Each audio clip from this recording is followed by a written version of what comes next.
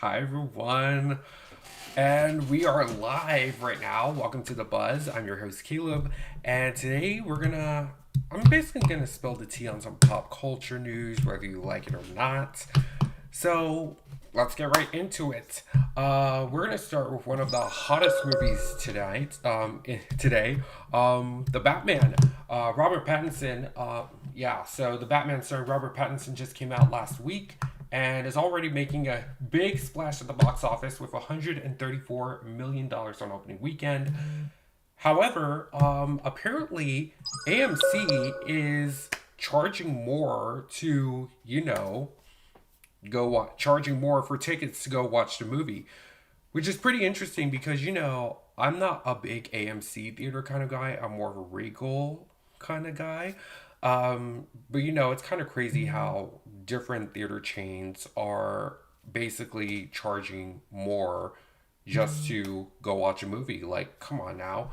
But it's kind of understandable because AMC, they've been like, AMC has almost went bankrupt since the pandemic started. So yeah, I kind of understand why they need the extra money.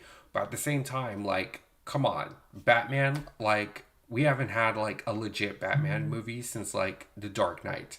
So a lot of people definitely want to go see this movie. And obviously not because it's just some big superhero movie. Like everyone saw Spider-Man. Spider-Man made like $1 billion, and that was when the Omicron variant of COVID was going on, and people just still went ahead and watched it. So honestly, we all thought movie theaters were gonna die because of COVID, but like, hey, come on, like they're still going on, and there's still a lot of good movies going to be happening. And we're gonna go see Doctor Strange or the new Sonic movie. What else is there going on? We have a new Black Panther movie coming out soon. So yeah, movie theaters are definitely here to stay, and I can't wait to see those movies. We're gonna move on to our next topic. In other news, Apple recently had their annual spring event where they unveiled their upcoming new products.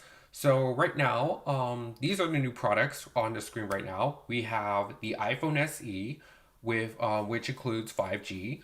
A new color for the iPhone 13 and 13 Pro. It comes in Alpine Green now. Interesting. We also have a new iPad Air made from 100% recycled materials. Yes, they're going green, definitely going green, metaphorically and literally. And we also have a new desktop. It's called the Mac Studio, and it comes with the powerful M1 Max and M1 Ultra chips. Interesting.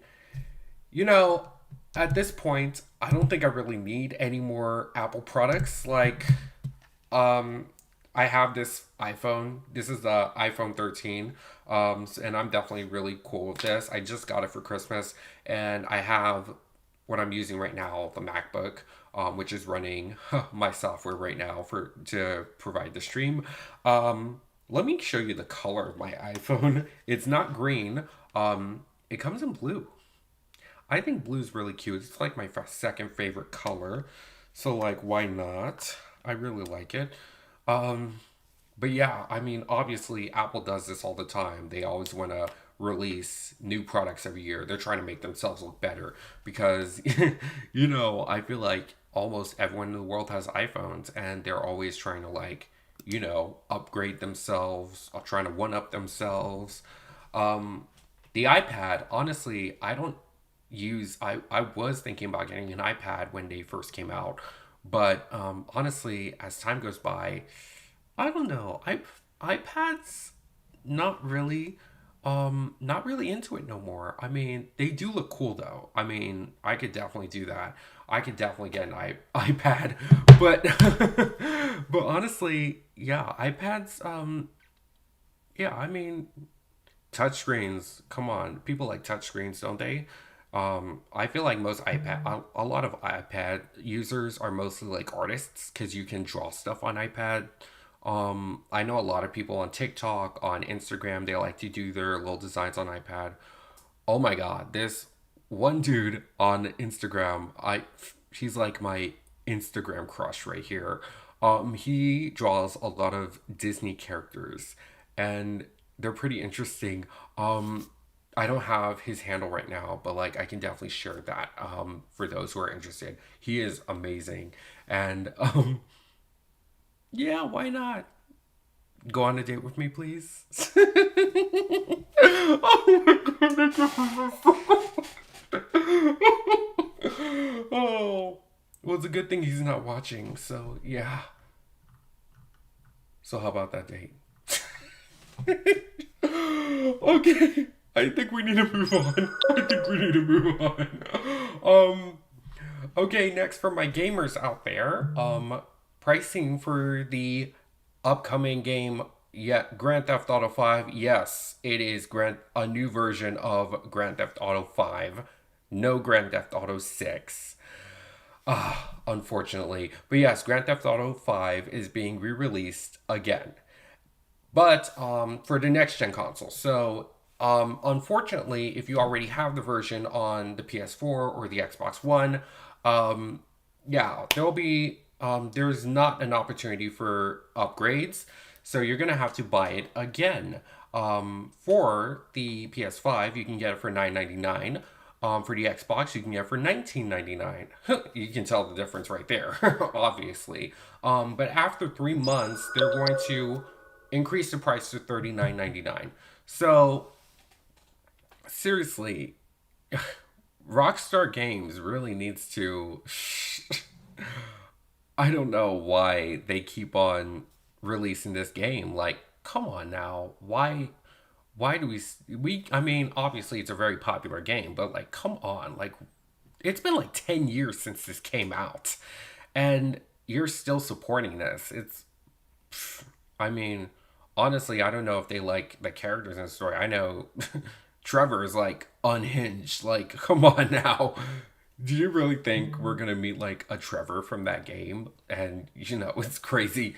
Um, but yeah, yeah, I do like the story. It's kind of and the characters, but like, come on now. I think a lot of people really want to, you know, move on from that because come on, we've already been through the story, and Grand Theft Auto, I mean, the online version is still going on, so like people are still playing that, but people are looking for new content. And well, obviously this new version that we're going to get will include some new storylines, some new DLC from what I'm hearing. But yeah, GTA 5, it's a pretty old game, and I mean,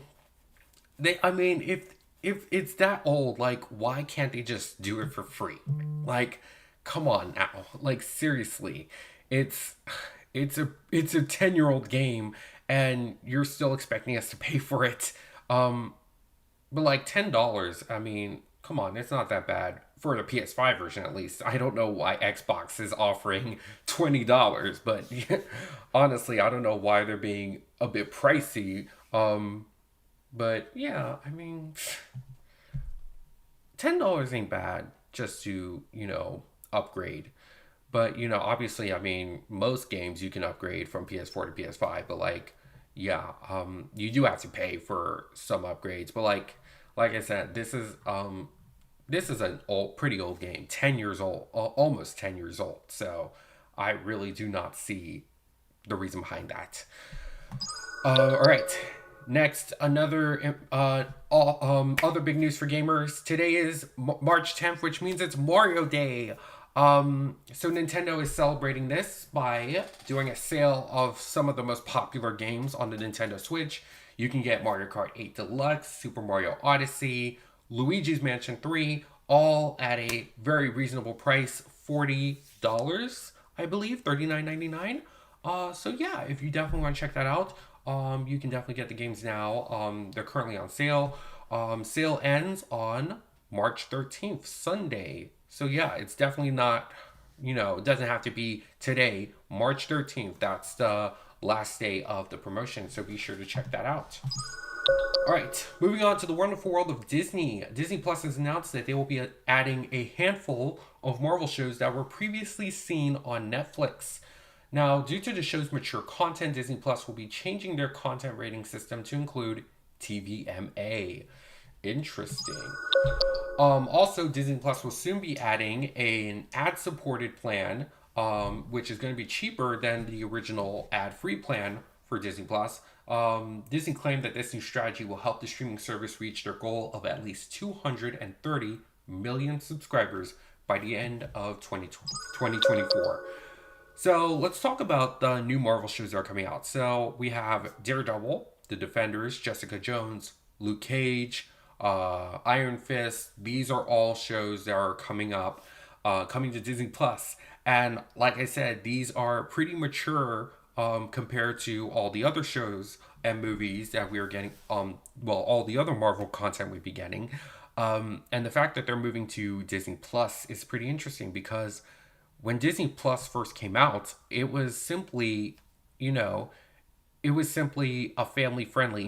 Disney is basically a family friendly brand, but obviously, Marvel they own Marvel, they own Star Wars, they own a ton of other adult content. Like obviously they own ABC, FX, 20th Century. Those are all cater to mature audiences.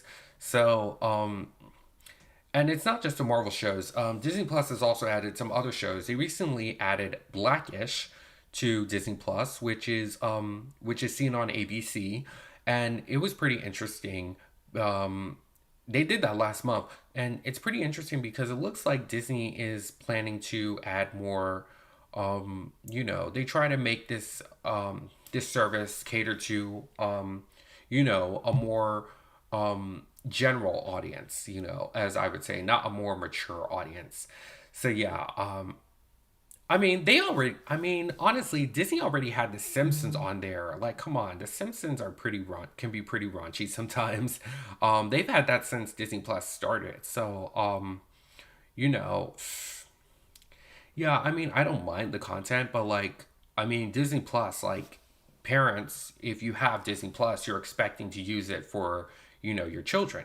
And mixing that with some adult content can be pretty interesting if you don't use your parental controls on that streaming service. So, yeah, it's going to be pretty interesting. But at the same, honestly, Hulu is a better place for the Marvel content from Netflix for Daredevil and stuff because Hulu already making their own content for adults, mostly for adults, like The Handmaid's Tale. The Handmaid's Tale is TVMA. The new series Pam and Tommy is TVMA. So yeah, Hulu has their own sort of mature content. So it's pretty interesting that their Disney Plus is going to add that stuff, especially after. So when Disney Plus first came out, there was going to be a Lizzie McGuire sequel series on Disney Plus, but sadly that was canceled because there were some creative differences. The creator of the show wanted to have a more mature tone, but unfortunately, Disney did not like that, and they wanted to keep it more lighthearted because Disney is all about that family friendly whatever. So yeah, it's definitely interesting that Disney Plus is finally going to go for that edgy vibe or whatever. So yeah, good luck with that, Disney. And now for my last topic for today, we're going to talk about the new Obi Wan series. The teaser just came out. Ewan McGregor is returning to play Obi Wan in this mini series for Disney Plus. Let's take a look at this teaser. Here we go.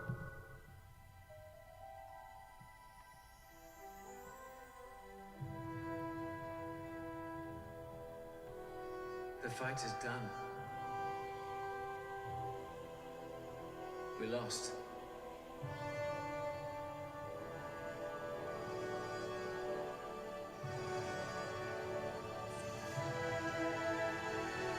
Stay hidden.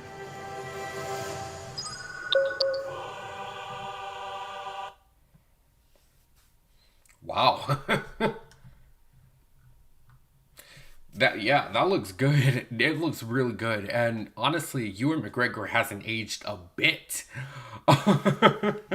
Yeah, so honestly, I definitely can wait for this because you know, I feel like they've been very secretive about this project because they haven't really they just started releasing, photos, and they just released a teaser. So yeah, yeah, it's definitely gonna be looks really good, and you can tell it's good because John Williams is doing composing the score for this new film, for this new miniseries, which is pretty interesting because John Williams has done a lot of movies. He's done the sequels, he's done the prequels, he's done the original trilogy. He's done other big movies like Jurassic Park. So he's a very iconic composer. Hell, he's even done the NBC News theme song, I believe. That's what I heard. Yeah, so that's how iconic he is. The thing is, he John Williams, I don't think he's ever done like a done the score for a TV show like this. So this is pretty interesting. Well, obviously, it's a TV show that has like a movie like quality. So obviously, this has to be good because it connects to the Star Wars universe, and this is going to be big. Couple things you should know is that Dave Filoni and Jon Favreau will be involved in this new show, like they did with The Mandalorian and the Book of Boba Fett. And yes, as I mentioned, Ewan McGregor is returning to play Obi Wan. Another thing you should know is that Hayden Christensen is returning to play Darth Vader. If you didn't know that, surprise. Yeah, so that's pretty interesting. So it kind of raises a question: will Hayden play Darth Vader unmasked? And will James Earl Jones still play the voice, still provide the voice of Darth Vader as he did before? That is the question that is being, yeah, that is the one question I have because, I mean, we all know Darth Vader's voice. Um, and it's very recognizable. And the fact that, and if they're going to use Hayden Christensen's voice, that is going to be the type of Darth Vader we haven't even seen before, and it's going to be interesting because just for context, this new series will take place 10 years after the events of Revenge of the Sith, and about 9 years before A New Hope. So yeah, that is kind of like in between. So yeah, there's still a lot of story to be told within that. But obviously it's a good one. Obviously I think the main context of the story is that Obi Wan is going to be watching over Luke Skywalker on Tatooine. He Luke is in the care of Uncle Owen and Aunt Beru.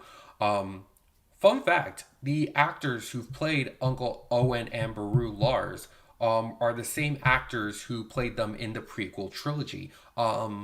Joel Edgerton played Uncle Owen in the prequels, and he's returning to play him in the new series. So that's definitely something else you should know. Um, we also have some new actors.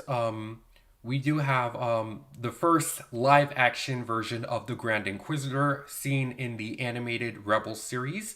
We also have a new character played by Moses Ingram from The Queen's Gambit. She will be playing a female inquisitor named Riva, and she definitely looks ruthless and badass as hell. Like seriously, you gotta check her out. She looks so freaking cool. Definitely check out the teaser online. It's out. Check out the pictures as well. They have some shots of that. Yeah, it's definitely gonna look really cool. Um, Anything else? I heard that Liam Neeson could be returning to play Qui Gon Jinn as a Force ghost. Like I'm not sure if that's true, um, but it's a thought, and that would be pretty interesting because Qui Gon is Obi Wan's master. So yes, this could be a good that would be a good plot point to think about to tackle in this new series. But obviously they're going to keep obviously they're keeping this under wraps like as they should because come on, this looks like something. This is must see. This is a must see show for Disney Plus. So yeah, definitely check it out. The show is coming out May 25th on Disney Plus. So that's 2 months from now, which we can handle. Come on now. So yeah, that's it. And now, that's pretty much all I have for topics. I do want to say one more thing before we go. Um, so, as you all know, I am living here in Florida. Here in Florida, things are going on, and I'm not talking about the gas prices. Like seriously, $4.14 a gallon. That is ridiculous. But what I'm talking about is the Don't Say Gay bill. Honestly, if you haven't heard, this bill will restrict schools, mostly those within students and teachers within the kindergarten third through third grade levels. They will be banned from. Um, they will not be allowed to talk about LGBTQ plus stuff topics in school, and that is definitely very detrimental to the students because come on, these kids, there are kids out there who have LGBTQ plus parents. There are kids who are curious about what LGBTQ plus means. There are kids who are closeted. And the fact that this bill is going to happen is very devastating because, there's nothing wrong with talking about LGBTQ plus topics. Honestly, I feel like the politicians who support this bill think that being gay or being trans is all about sex, and that's all they think about us being gay. They all they think about is sex, and honestly, it's not. Like it's more than that. This is our personality. These are our being gay is not, about that. Like it's more than that. This is our lives. This is our personalities. So, yeah. And another thing is that Disney apparently Disney CEO Bob Chapek, he apparently did not do very well with this bill. You know, he did mention, he did say that he supports LGBTQ plus topics without condemning the bill, which pissed a lot of people off, especially those who work at Disney. Come on now. Like, there are a lot of queer people who work for Disney, who love Disney, who support Disney. Shapek later, mentioned that, he does not like the bill. And he was going to he said he was going to donate to LGBTQ plus causes $5 million. But, excuse me. But honestly, like, come on. You should have done that beforehand. You shouldn't have stayed silent. You shouldn't have, you shouldn't have done this. And not to mention, the company has paid money to those who supported the bill.